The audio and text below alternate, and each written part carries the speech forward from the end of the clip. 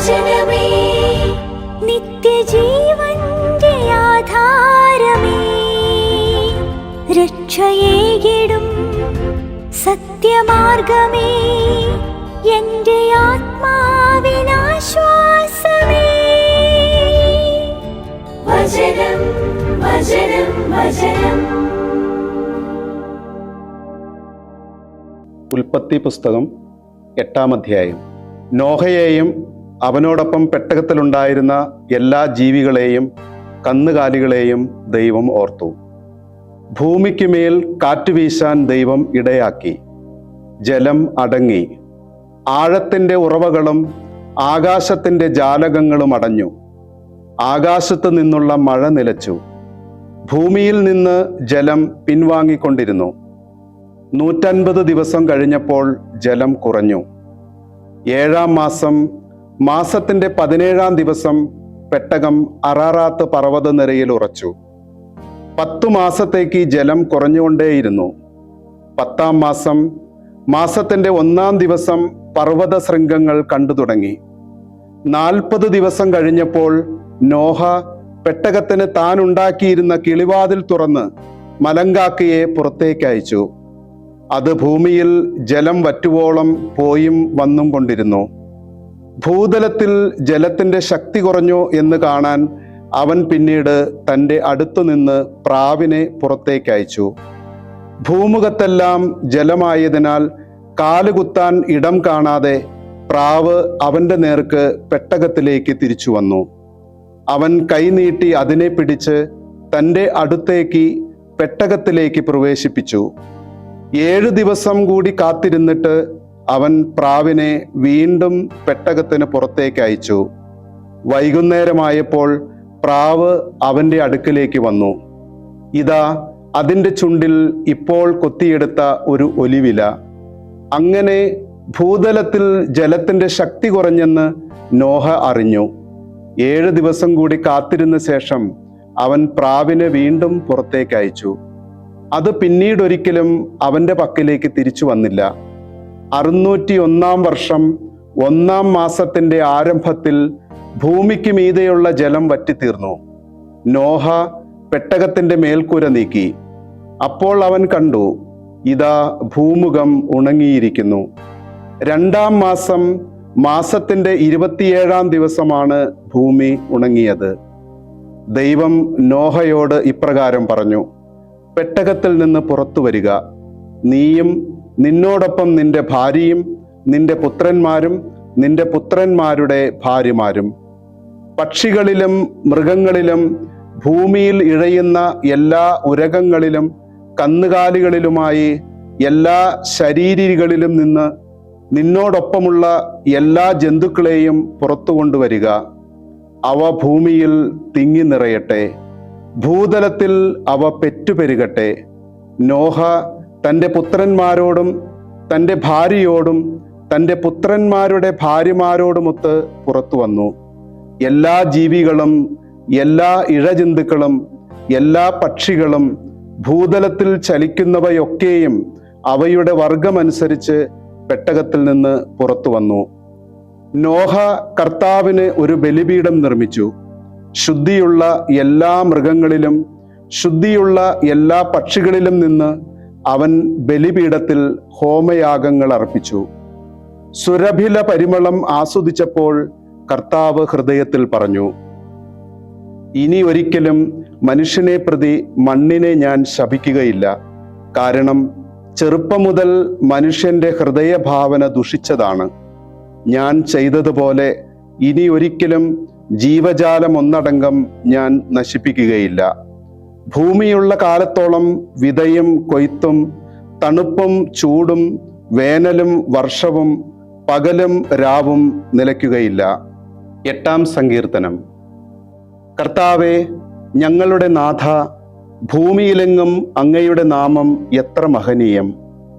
അങ്ങയുടെ പ്രതാപം ആകാശങ്ങൾക്കുമുപരി സ്ഥാപിതമായിരിക്കുന്നു. അങ്ങയുടെ എതിരാളികളായ ശത്രുവിനെയും പ്രതികാരദാഹിയെയും നിശബ്ദരാക്കാൻ ശിശുക്കളുടെയും മുല കുടിക്കുന്നവരുടെയും അധരം മുഖേന അങ്ങ് പ്രതിരോധ ശക്തിക്ക് അടിസ്ഥാനമിട്ടു. അങ്ങയുടെ അങ്കുലി നിർമ്മിതമായ ആകാശത്തെയും അങ്ങ് സ്ഥാപിച്ച ചന്ദ്രതാരങ്ങളെയും ഞാൻ കാണുന്നു. എന്നിട്ടും അങ്ങ് ഓർക്കാൻ മാത്രം മർത്യനും അങ്ങ് കരുതാൻ മാത്രം മനുഷ്യ സന്തതിയും എന്താണ്? എന്നിട്ടും അങ്ങ് അവനെ ദൈവത്തെക്കാൾ അല്പം താഴ്ത്തി, മഹത്വവും പ്രാഭവവും കൊണ്ട് അവനെ മകുടമണിയിച്ചു. അങ്ങയുടെ കരവേലകൾക്കുമേൽ അവനെ അധിപതിയാക്കി. എല്ലാറ്റിനെയും അവന്റെ പാദങ്ങൾക്കു കീഴിലാക്കി. എല്ലാ ആടുമാടുകളെയും വന്യമൃഗങ്ങളെയും ആകാശപ്പറവകളെയും കടൽ മീനുകളെയും സമുദ്രങ്ങളുടെ പാതകൾ താണ്ടുന്നതിനെയും തന്നെ. കർത്താവേ, ഞങ്ങളുടെ നാഥ, ഭൂമിയിലെങ്ങും അങ്ങയുടെ നാമം എത്ര മഹനീയം. വിശുദ്ധ മത്തായി എഴുതിയ സുവിശേഷം 8-ാം അധ്യായം. യേശു മലയിൽ നിന്ന് ഇറങ്ങി വന്നപ്പോൾ വലിയ ജനക്കൂട്ടം അവനെ അനുഗമിച്ചു. അപ്പോൾ ഒരു കുഷ്ഠരോഗി അടുത്തു വന്ന് താണു വണങ്ങി പറഞ്ഞു, കർത്താവേ, അങ്ങ് മനസ്സാകുന്നെങ്കിൽ എന്നെ ശുദ്ധനാക്കാൻ കഴിയും. യേശു കൈനീട്ടി അവനെ സ്പർശിച്ചുകൊണ്ട് അരുൾ ചെയ്തു, ഞാൻ മനസ്സാകുന്നു, നീ ശുദ്ധനാകട്ടെ. തൽക്ഷണം അവന്റെ കുഷ്ഠരോഗം ശുദ്ധമാക്കപ്പെട്ടു. യേശു അവനോട് പറഞ്ഞു, നീ ഇത് ആരോടും പറയരുത്. പോയി നിന്നെ തന്നെ പുരോഹിതന് കാണിച്ചു കൊടുക്കുകയും മോശ കൽപ്പിച്ചിട്ടുള്ള കാഴ്ച അവരുടെ സാക്ഷ്യത്തിനായി സമർപ്പിക്കുകയും ചെയ്യുക. യേശു കഫർനാമിൽ പ്രവേശിച്ചപ്പോൾ ഒരു ശതാധിപൻ അവന്റെ അടുക്കൽ വന്ന് യാചിച്ചു, കർത്താവേ, എൻ്റെ ഭൃത്യൻ തളർവാദം പിടിപെട്ട് കഠിന വേദന അനുഭവിച്ച് വീട്ടിൽ കിടക്കുന്നു. യേശു അവനോട് പറഞ്ഞു, ഞാൻ വന്ന് അവനെ സുഖപ്പെടുത്താം. അപ്പോൾ ശതാധിപൻ പ്രതിവചിച്ചു, കർത്താവേ, നീ എൻ്റെ ഭവനത്തിൽ പ്രവേശിക്കാൻ ഞാൻ യോഗ്യനല്ല. നീ ഒരു വാക്ക് ഉച്ചരിച്ചാൽ മാത്രം മതി, എൻ്റെ ഭൃത്യൻ സുഖപ്പെടും. കാരണം ഞാനും അധികാരത്തിന് കീഴ്പ്പെട്ടവനാണ്, എൻ്റെ കീഴിലും പടയാളികളുണ്ട്. ഞാൻ ഒരുവനോട് പോകാൻ പറയുന്നു, അവൻ പോകുന്നു. അപരനോട് വരാൻ പറയുന്നു, അവൻ വരുന്നു. എൻ്റെ ദാസനോട് ഇത് ചെയ്യാൻ പറയുന്നു, അവൻ ചെയ്യുന്നു. യേശു ഇത് കേട്ട് ആശ്ചര്യപ്പെട്ട് തന്നെ അനുഗമിച്ചിരുന്നവരോട് പറഞ്ഞു, സത്യമായി ഞാൻ നിങ്ങളോട് പറയുന്നു, ഇത്ര വലിയ വിശ്വാസം ഇസ്രായേലിൽ ഒരുവനിലും ഞാൻ കണ്ടിട്ടില്ല. വീണ്ടും ഞാൻ നിങ്ങളോട് പറയുന്നു, കിഴക്കു നിന്നും പടിഞ്ഞാറ് നിന്നും നിരവധി ആളുകൾ വന്ന് അബ്രാഹത്തോടും ഇസഹാക്കിനോടും യാക്കോബിനോടും കൂടെ സ്വർഗരാജ്യത്തിൽ വിരുന്നിനിരിക്കും. രാജ്യത്തിന്റെ മക്കളാകട്ടെ പുറത്തുള്ള അന്ധകാരത്തിലേക്ക് എറിയപ്പെടും. അവിടെ കരച്ചിലും പല്ലുകടിയുമായിരിക്കും. യേശു ശതാധിപനോട് പറഞ്ഞു, പൊയ്ക്കൊള്ളുക, വിശ്വസിച്ചതുപോലെ നിനക്ക് ഭവിക്കട്ടെ.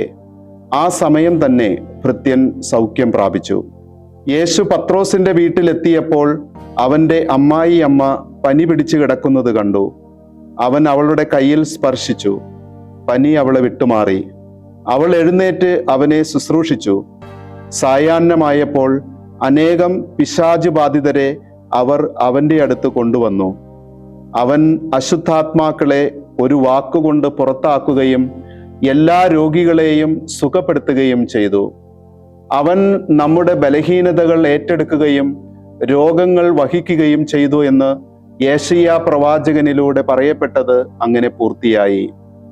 തൻ്റെ ചുറ്റും ജനക്കൂട്ടത്തെ കണ്ടപ്പോൾ മറുകരയ്ക്ക് പുറപ്പെടാൻ യേശു കൽപ്പിച്ചു.